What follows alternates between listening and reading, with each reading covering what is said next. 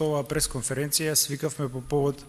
поднесувањето на предлог закон за дополнување на кривичниот законник. Пратениците на Левица денес поднесува предлог закон до Собранието на Република Македонија со цел вметнување на нов член 353г под наслов Злоупотреба на европско знаменце во собраниска процедура. Со овој предлог закон, кој го предлагаме по скратена постапка, се предвидува затвор од 1 до 5 години за овластен предлагач на закон кој ќе го злоупотреби знаменцето на Европска Унија. Потоа се предвидуваат најмалку 5 години затвор за службено лице во орган на централна државна власт, почнувајќи од спикерот до председателот на Републиката и председателот на работното тело кој ќе го потпишат указите. И на крајот предвидуваме и затворски казни од 6 месеци до 3 години за третиот ешелон, односно за државните службеници кои што учествуваат во подготовка на лажни изјави кои доаѓаат од страна на владата. Имено вакви изјави веќе се во наплив и стануваат алармантни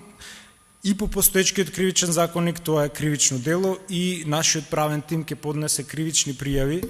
против спикерот за несовесно работење во службата по член 353В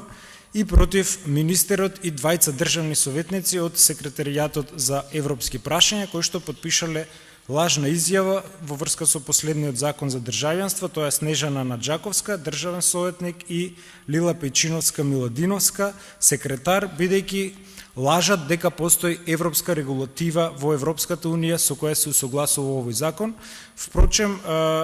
предлагачот во случајот со последниот закон за државенство не прави разлика помеѓу Совет на Европа и Европска Унија. Имено Советот на Европа со седиште во Страсбур има 47 земји членки, е основан 49 година, додека Европската Унија е сосема друга меѓународна организација со седиште во Брисел, има 28 членки, основана 93 година, и деловникот на Собранието предвидува изричито усогласување само со регулативи на Европската Унија, а во случајов тоа не е така.